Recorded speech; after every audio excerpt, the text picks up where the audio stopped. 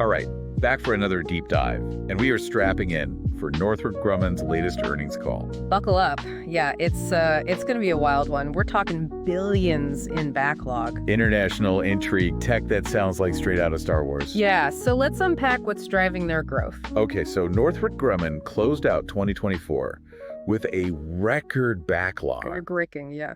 of $91.5 billion.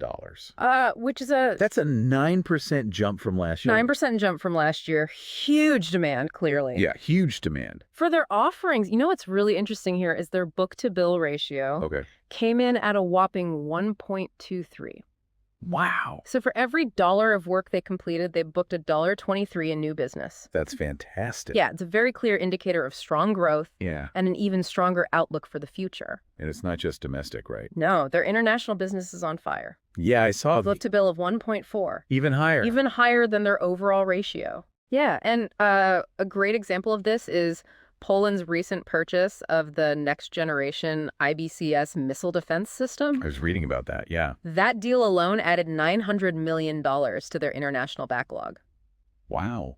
The IBCS, by the way, is super interesting. It's a system that integrates different radars and sensors Oh, cool. to create kind of a layered defense against, a wide range of threats. Yeah. So pretty cutting-edge stuff. So the demand is there, but what about their financials? Did they deliver? They absolutely did. Sales for 2024 climbed over 4%, reaching $41 billion. That's impressive. And it's not just a one-off spike, right? This represents a 30% organic growth trajectory over the past 5 years. That's huge. Yeah, I mean, it shows they're not just benefiting from kind of a rising tide of defense spending. Yeah. They're outperforming the industry. That's a big deal. And they're doing it while staying laser-focused on profitability. Okay, so how? Their segment operating margin dollars actually outpaced sales growth, which means they're getting more efficient and they're squeezing more profit from each dollar of revenue. So they're growing revenue, expanding margins, but what about cash flow? Right. The lifeblood. That's the important part. Yeah, absolutely. It was outstanding. Okay. Surged 25% year over year to reach over $2.6 billion. Wow. And this is exceeding their own guidance range, which tells us they're not just booking sales. Right. They're converting those sales into actual cash they can use to invest in growth, pay dividends, buy back shares, all that good stuff. That's great. Yeah. So strong demand, impressive financials. What's the secret sauce? What are they doing so well? Right. So it's a combination of factors. Okay. I think first, they're incredibly good at scaling production. Look. They've made significant investments in advanced manufacturing, which allows them to ramp up output quickly for things like solid rocket motors, Okay. weapon systems, satellites. So whatever demand comes their way, they can meet it. Exactly. But it's more than just production capacity. Right. Northrop Grumman is also pushing the boundaries of innovation. So they're not just building the weapons of today. No. They're figuring out the future. They're developing the tech that will dominate the battlefields of tomorrow. Exactly. Yes. I mean, they're deeply involved in fields like microelectronics. Oh, wow. In fact, they recently developed the world's fastest terahertz microchip, capable of processing information at 1 trillion cycles per second. 1 trillion. That's that hard to even fathom. What does that even mean? I know, right? It's hard to even wrap your head around. Yeah. But terahertz technology has the potential to, it could revolutionize everything. Everything. From sensors and communications to signal processing and security systems. So it's not just about raw speed. No, it's about creating a whole new generation of systems that are faster, more efficient, more secure than anything we've seen before. And it's really this combination of production prowess and technological innovation that's giving Northrop Grumman that edge. It makes sense. It's a good combination to have. It is. Okay, so they're killing it now, but what about the future? What's coming up for them? Well, they're forecasting continued growth of 3% to 4% in 2025.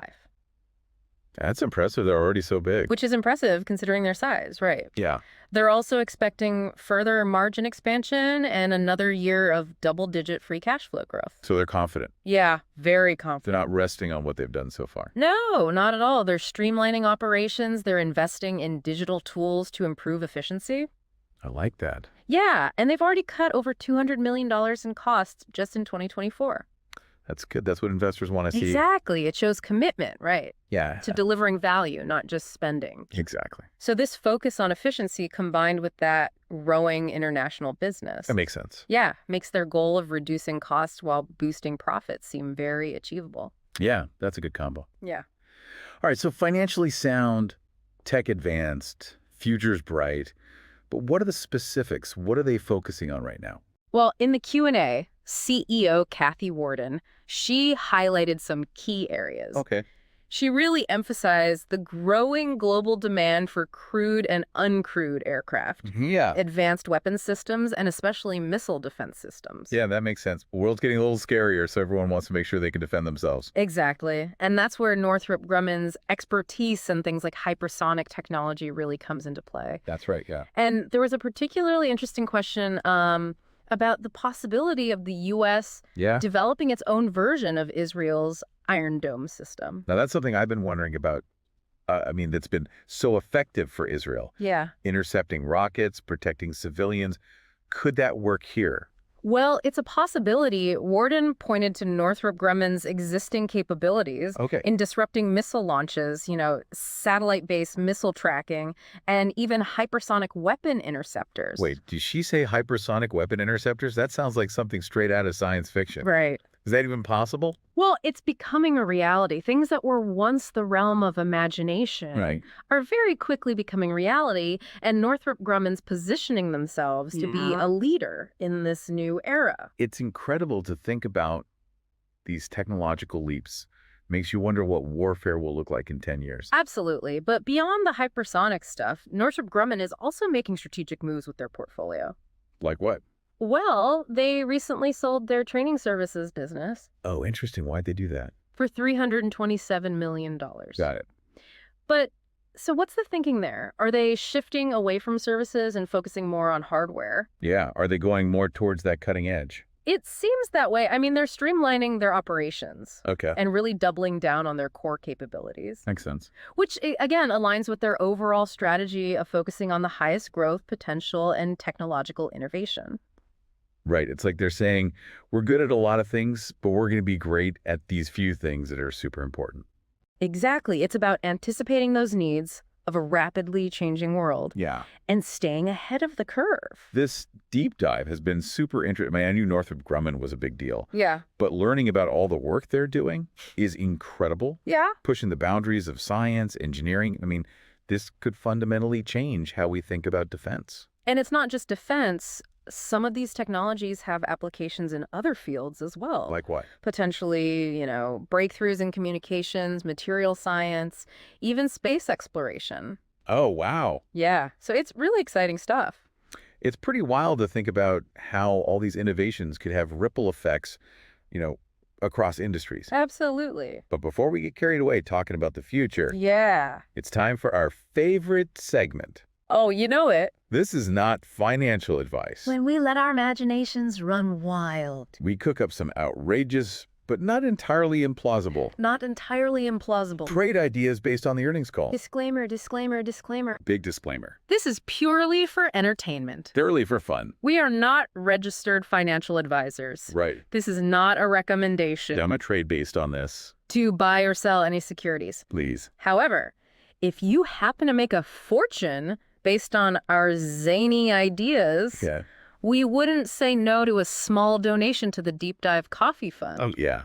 Keep us caffeinated. Yeah, exactly. All right, enough shameless begging. Let's hear that trade idea.